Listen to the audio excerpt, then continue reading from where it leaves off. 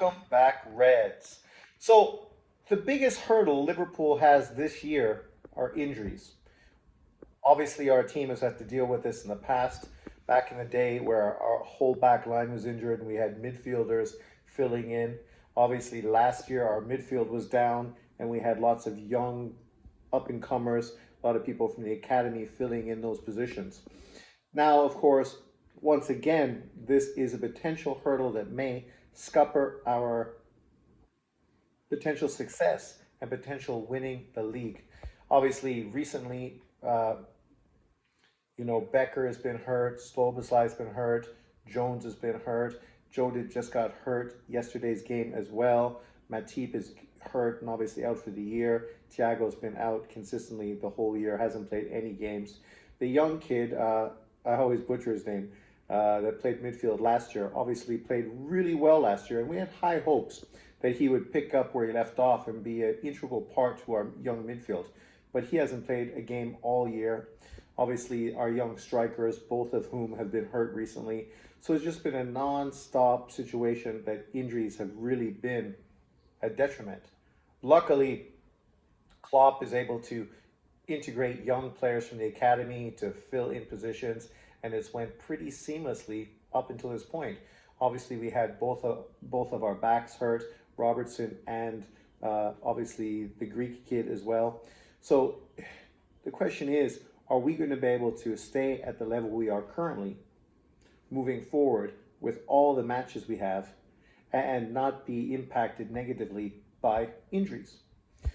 Going into this second half of the season with AFCON and obviously the Asian Cup, we were concerned that that was going to really potentially hurt the progress that Liverpool had made getting to where they were. But luckily, what it did was the opposite. It refueled Nunez, it refueled Jota, gave Diaz more opportunities to excel as well, and our front line has been great. And now you throw Salah back in, and you would just expect it to continue rolling. But obviously, Jota being hurt is a huge loss. He was in fine form, scoring a lot of key goals for the Reds, but luckily Salah is back and healthy and has contributed right off the bat in his first game with a goal and an assist. So if he keeps doing what he's been doing consistently in his career for Liverpool, we should be fine. As I said earlier, I do expect Nunez just to really continue to get better and better as he gets time and more opportunity. I think those shots that he keeps hitting off the posts eventually are going to find their way into the net, and we could look forward to him really getting into a really good spell to end the year. And that's what we need. Kind of like when we had Diaz, signed him after the winter break, and he came into Liverpool's squad and was dynamite right from the get-go and really gave the squad a boost. I expect Nunez to do something similar moving forward. The question is, our midfield, the inconsistency, and obviously the turnover, right? Jones was playing really well.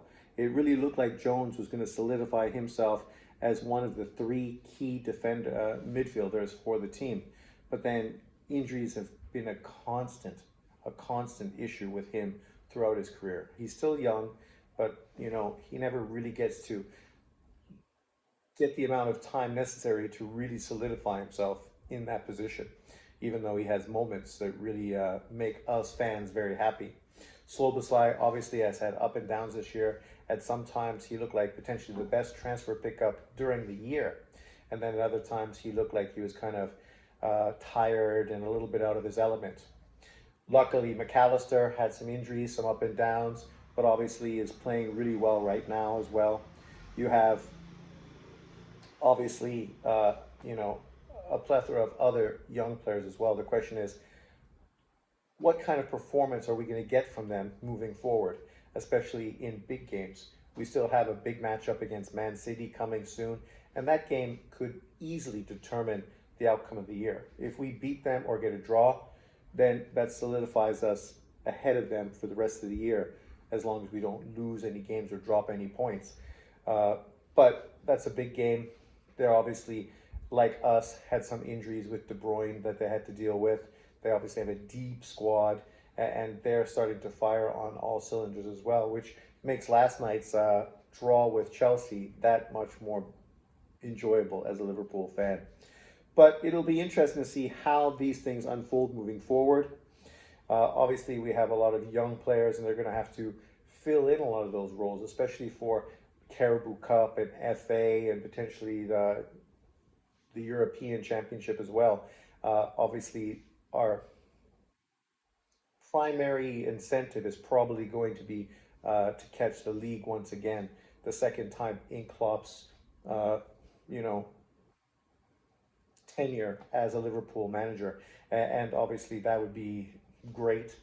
You know, there was two others that he could have had, and both of those we lost by 1 point at the last minute to Man City. So, you know, as a Liverpool fan, I'm really happy that I've been around to enjoy the Klopp era. I just hope it ends with a big bang. So, you know, all of us will feel totally fulfilled moving into the next era that is soon to follow. But leave your comments below. What do you think is going to happen as far as injuries moving forward? Who do you think needs to step up and fill those roles to help us get through? And yeah, just leave your comments below. Thanks for watching. Hopefully this won't be a reflection of us not picking up anybody during the winter transfer window, which potentially could be, in hindsight, the thing that sunk us.